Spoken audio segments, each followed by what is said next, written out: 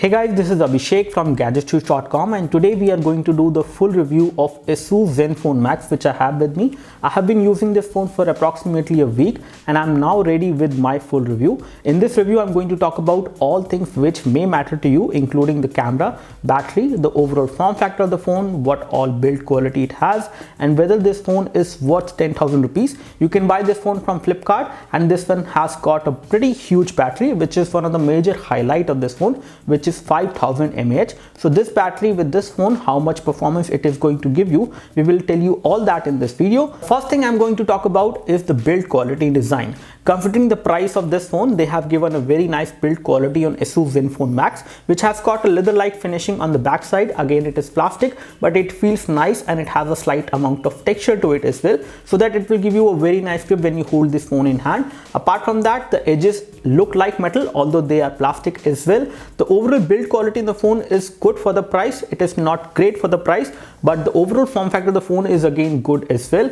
Considering this phone has a pretty huge battery, the kind of thickness they have given on the phone is again not much, and the overall weight of the phone is around 202 grams. So the design, build quality and the overall form factor of the phone is good for the price. Next, I would like to talk about connectivity. As far as connectivity goes, this support two SIM card. Both of these SIM card can support 4G as well, and there is an extra slot for micro SD memory card, so there is no connectivity compromise. You can use two SIM card, both of them will support 4G, and you can also use a micro SD memory card to expand the storage. This device comes with 16 GB of internal storage, which can be expanded further by using a micro SD memory card, which will be used up to 32 GB maximum. So 32 GB of micro SD memory card is supported on this phone, and you can easily expand the storage in case you would like to do that. Let's talk about the display of the Asus Zenfone Max. It has got a 720p IPS LCD display. It is a 5.5-inch display panel, so the pixel density is slightly on the lower side, but in day-to-day usage we did not notice any issues as far as pixelation is concerned. When it comes to the color reproduction, the color reproduction of the display is also nice. Sunlight visibility is good as well. Viewing angles of the display is also nice. The overall brightness of the display is also good in day-to-day usage as well as for outdoor usage. There is no problem with the display. So display wise, this phone is good, if not great. As far as hardware of the Asus Zenfone Max is concerned, it has got a Snapdragon 410, which is a pretty old hardware. The GPU is also old. It has got Adreno 403 GPU, which is good for gaming, but for casual and medium graphic intensive gaming only. In case you plan to play some high definition games like Asphalt 8, Modern Combat 5, you will face graphic issues, you will face frame drops and overall lag when it comes to gaming performance of these games. But for casual games like Temple Run, Subway Surfer, as well as for games like Dead Trigger 2 as well, we did not notice any problem in gaming. So gaming wise, and the hardware of this phone is again not great. It is good for the price, I would say, but not great for the price. Considering the specifications of this phone, I think battery is the major highlight and hardware is slightly on the lower side, but it does perform good in day-to-day usage, and I did not notice any problem as far as overall usage scenarios of a normal to moderate user is concerned. But in case you are a power user, you should not go for this device. So let's talk about the camera performance of the Asus Zenfone Max. It has got a 13 megapixel camera module at the back side, which is an autofocus camera, and the front camera is 5 megapixel, which is a fixed focus camera. We got to know that the clarity of the photos which we shot in daylight was really good. In low light, the performance was still good overall. For the price, the camera which we have on the phone performs great. Again, the details may not be there, especially in the shots which you capture in low light, but the overall color production and the kind of colors you see on the display of the phone does look nice as far as camera is concerned. The front camera performance is also good, but in daylight the performance is great. As far as the low light performance of the front camera is concerned, it is good but not great.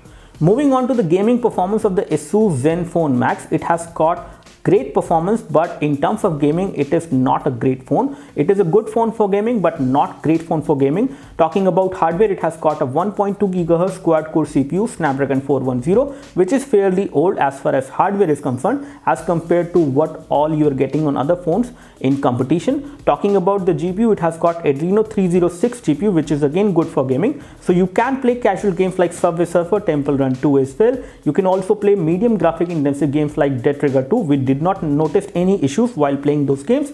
But when you play some high definition games, heavy graphic intensive games like Asphalt 8, Modern Combat 5 or Nova 3, you will see frame drops and slight amount of graphic lag when you play these games on high graphic mode. But still you can play these games on this phone, and storage is also good. You get 10 GB approximately out of 16 GB, so you can install these games on this phone, but not all of the games can be installed. So again, device is good for gaming but not great for gaming. Talk about the battery. Battery is the major highlight of the Asus Zenfone Max. It has got a huge battery of 5000 milliampere, which can easily give you around 2 to 3 days of battery backup in case you are a moderate or a basic user. For power user, it can last for 2 days, which is good. Screen on time on this device, which we noticed, was around 5 to 6 hours, which is again very good.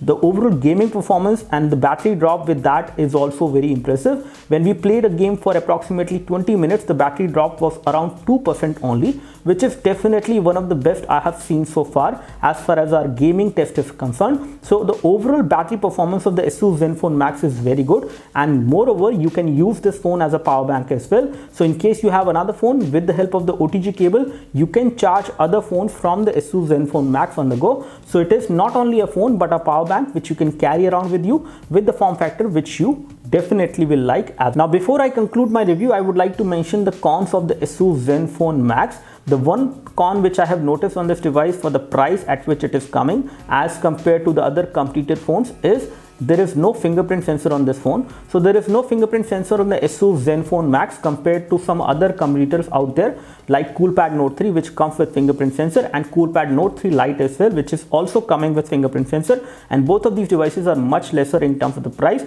and the battery performance is also fairly good again on the CoolPad Note 3, if not on the CoolPad Note 3 Lite. Talking about another con, there is no option of removing the battery on the Asus Zenfone Max, so you cannot remove the battery, and that is also a con, although the battery performance on the phone is one of the best I have seen so far at this price range. Let me mention some of the pros of Asus Zenfone Max. One of the biggest pro of Asus Zenfone Max has to be the battery. It gives you great battery backup in day-to-day usage. So in terms of the battery performance, this phone is one of the best you can have at 10,000 rupees.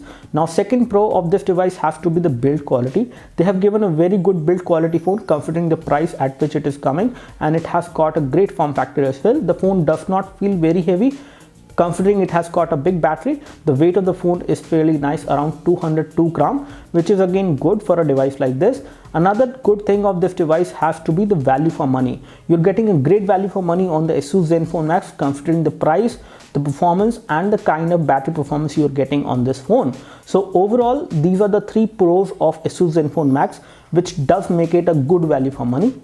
This is all we have as far as the full review of the Asus Zenfone Max is concerned. In case you have any queries and questions, please leave your queries and questions in the comment section below. You can like this video. This video help you by clicking the like button below. You can subscribe to our YouTube video channel for more videos like this by clicking the subscribe button below. Thanks for watching this video. This is Abhishek signing off. Thank you.